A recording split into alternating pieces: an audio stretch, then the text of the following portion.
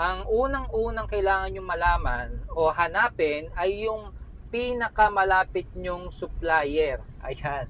Wala sa ano yan, walang problema sa presyo. Kung hindi naman nagkakalayo dun sa malalayo nyong lugar o ino-orderan sa Shopee, ayan, para lang makamura pero nagdiyadamihan nyo na yung mga stocks, yung mga ganyan. Much better maghanap na kayo na malapit na supplier.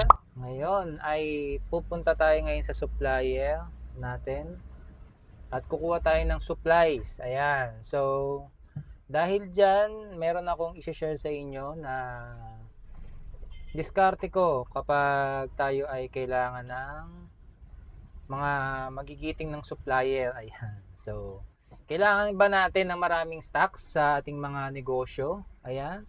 Especially sa mga nagnenegosyo na katulad ko na mayroong negosyong printing services, no? Ay kailangan nyo rin ba na maraming stocks? Ayan.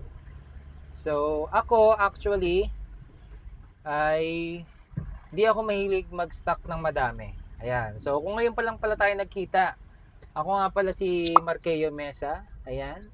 Isa akong negosyante na mayroong negosyong printing services na tumutulong sa mga kapwa ko printing business owner at mga nagsisimulang mga negosyante.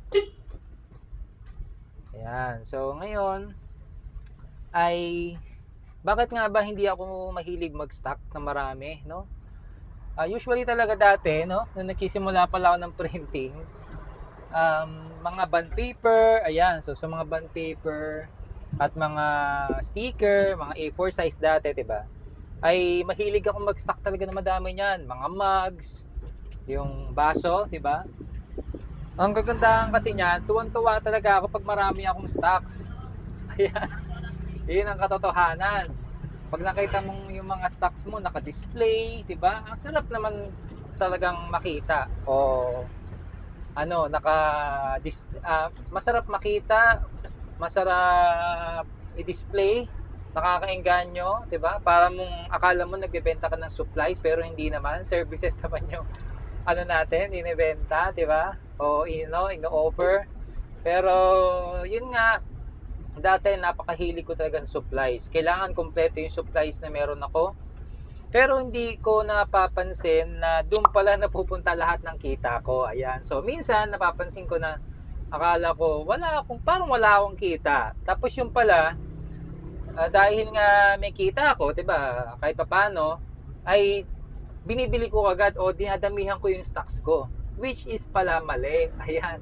So kapag mayroon tayong mga parating na project na hindi naman kailangan dun sa in-stock natin at wala tayong kukunin na pondo o puhunan, ay hindi natin magagawa yun, hindi natin maibibili. So yun yung isa sa disadvantage kapag nag-i-stock tayo na marami sa ating mga printing o sa ibang kahit anong negosyo, no? Usually tulog, ayan, tulog yung mga supplies or mga stocks natin, no?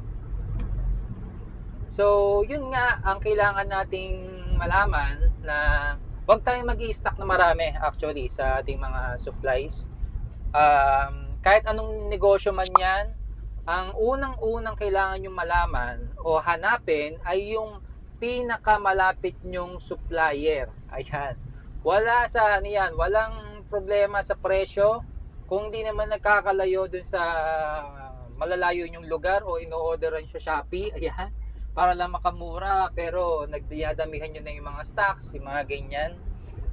Much better maghanap na kayo na malapit na supplier, yung kaya nyong kunin kahit within the day o isang oras pa lang makukuha nyo agad, di ba? Yun, maghanap kayo ng mga ganong supplier. So, yung tipong kapag kailangan mo na ng stocks ngayon, may umorder o merong mga nangailangan o magpapagawa, no? Especially sa printing effect, worth it po yung mga ganong klaseng diskarte.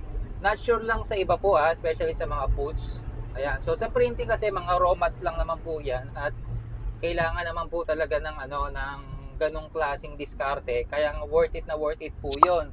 So kapag ganong diskarte, hindi tayo masyado masasayangan o matutulog yung mga stocks natin na hindi masyadong nagagamit.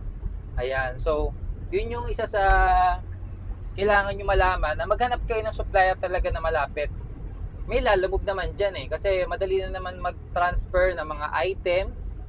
Meron naman ding same day deliver using lalamove, di ba?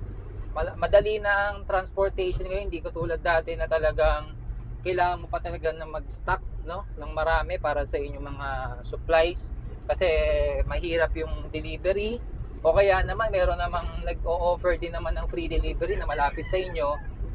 Yun yung kagandahan, at ano pa, mababawasan pa yung delivery charge kumpara dun sa nakatipid ka ng malaki. Hindi naman totally nakakatipid ng malaki.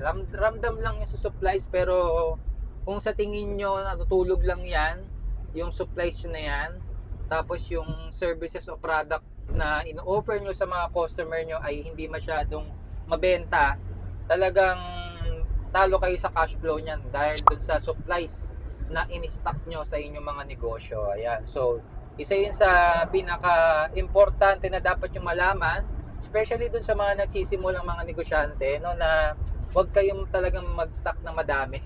Isa yan sa magiging kalaban nyo balang araw, na kapag nangailangan kayo ng puhunan at wala kayong mahugot, tumingin kayo sa supplies nyo, nandyan lahat ng mga puhunan nyo. Ayan, so isa yan sa kailangan nyong malaman. Ha? Kaya huwag kayong mag-i-stock ng madami. Isa yan sa pinakapapayo ko. Depende pa rin naman talaga kung gaano kabilis yung mga supplies na ino-order nyo. No, kung mabilis naman, why not kung mag-supplies kayo na madami? Kung mabilis naman yung flow ng inyong mga product or services na ino-offer, okay lang naman mag-stock na madami. Basta alam nyo yung limit na kailangan yung bilhin sa loob ng isang linggo, isang araw, isang buwan. Kaya ba niyang maubos yan sa loob ng isang buwan? Mga ganun ba? Wag nyo nang masyadong maging exaggerated o sobrahan naman yung pag-order nyo ng supplies dahil meron kayong malaking hawak na pera, diba? So, kasi marami pa tayong pwedeng paggamitan yan soon. Baka magulat na lang kayo, kailangan nyo pala ng cash, tapos wala kayo mailabas dahil nga kailangan nyo pang ibenta o gawin yung mga supplies na meron kayo dyan sa inyong mga negosyo. So yun lang. Kung meron kayong natutunan sa aking content ngayon about sa supplies, ay pwede nyo ako i-follow sa aking YouTube account. Ayan, so para lagi kayong follow pala, subscribe pala, and like mo na rin, and comment na rin kung ano yung nagiging epekto sa iyo kapag meron kang maraming supplies. So yan, yun lang, at maraming salamat po, at kita-kits sa susunod na content. Yun lang, at maraming salamat, and God bless po. Bye-bye!